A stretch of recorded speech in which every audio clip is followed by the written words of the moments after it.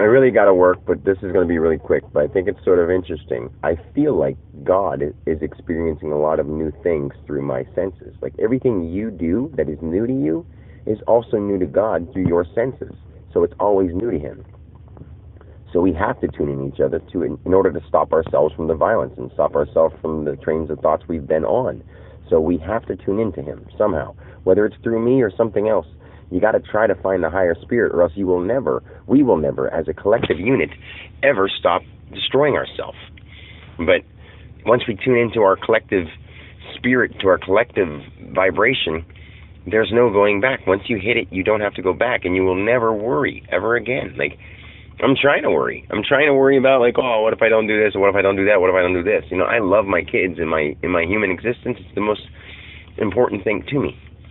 But in my spirit, knowing what I am now, like, I'm not even worried about losing them, because I know that I'm part of them, and I know that they're part of me, and I know that they'll always be with me, and I'll always be with them. That whole saying, I totally understand it now, and I totally understand that feeling of life energy and that feeling of goodness, and I know that they would miss me and they'd love me and they would hurt, and I would never want them to hurt.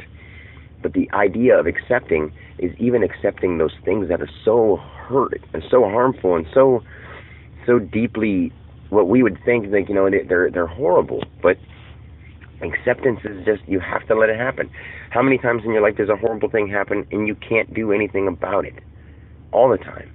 So basically it's like being prepared for the worst, but literally accepting it and loving it, because there's nothing you can do about it until you realize you do have some kind of power on the way you feel, the way you think about it, and the way you see it, the way you imagine it to be. Everything can be affected by your thoughts, by your brain, by your motivation and your effort to work hard to be what we're meant to be. I know it's hard. It's very hard. But you don't have to even go through the steps I went through. I'll just teach you how to do it.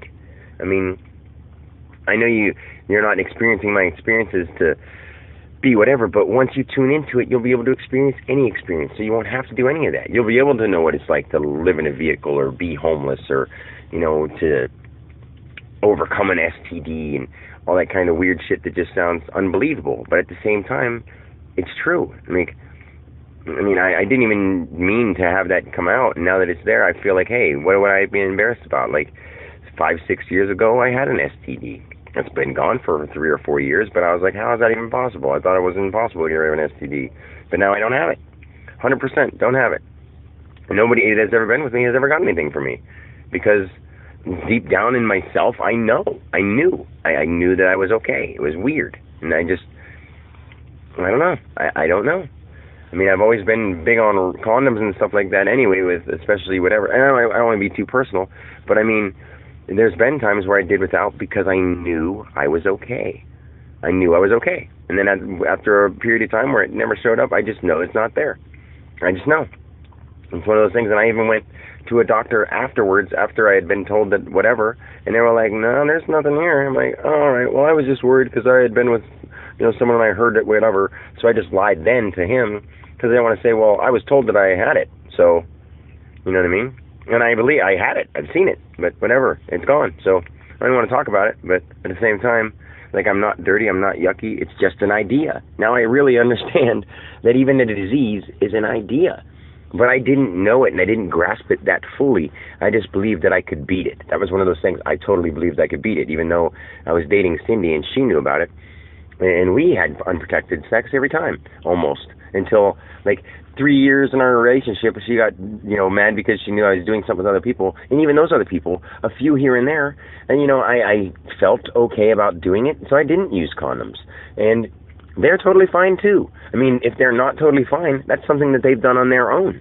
And I can guarantee that it wasn't anything that had happened wrong to somebody wasn't for me. I can feel it in my senses. I know that sounds weird and bold to say, but it wasn't from me. Because now I'm clear as anything. I'm perfect, actually. In fact, it sounds really weird, but my penis is growing. It's pretty cool, because it's my mind. It's all your mind, man. It's all your mind. All you have to do is believe something, and it can really start happening. It's freaking crazy. But I don't want to have the mega massive whatever. I I've always wanted to be a little bigger, and now I feel, hey, cool, I'm actually in control of that too. I don't want to, because that's not even important to me anymore, because I'm used to what I've had. So now, like I said yesterday, it feels like sometimes, like when people think, oh, you feel bigger today, you feel whatever today, like I've actually had that happen my whole life. And I didn't really know that it was because, I was more confident in myself, or I was less confident in myself, or I ate something that, was held in my blood flow frequency or something. I know that stuff sounds weird, but in a way to explain it, that's what it is. Like, everything is a thought, everything is a pattern, everything can be healed, everything can be overcome with the effort of belief.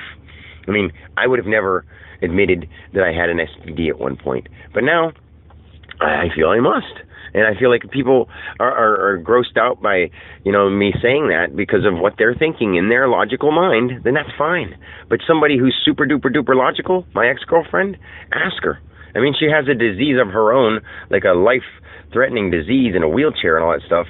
And she has a super bad immune system, and I hate talking badly about her, because I love her to death, and she's one of us. She's you, she's me, she's everything, and she's not going to get it, so she'll still be mad in her personal sense if she ever hears this or knows this. But she had sex with me knowingly that I had an STD at one point, and for 3 years, and she doesn't have it. And you know why? Because during that period of time, the only time it ever had shown up was when I started thinking about it, or starting believing that I had it, or like me and her had brought it up, and be like, well, that's weird, it never hasn't showed up for a long time.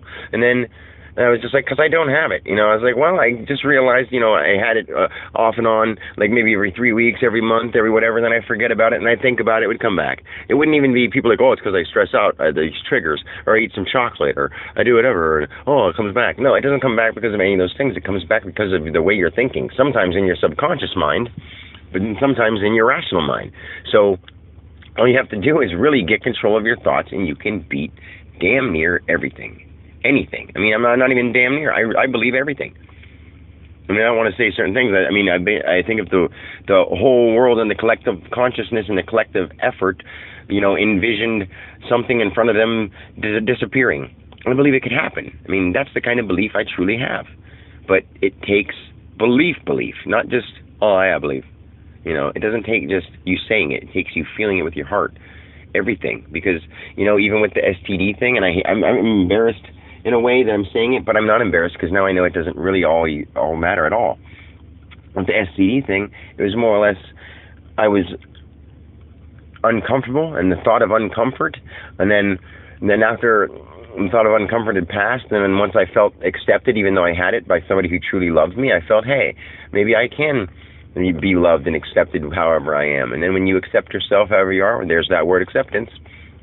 Like, however I am, it's fine. I'm proud of the person I am, I believe I can do good in life. And then as your belief builds and you start doing some things and your life starts changing, you start doing good, you start believing in yourself, you say, hey, I can do what I put my mind to. And then you think to yourself, hey, I haven't had that thing in a while. Oh, no, it might come back. Be like, no, I've gotten rid of it. And then in your mind, you're like, did you really? And you're like, yeah, it hasn't been around for a long time, and it used to show up often.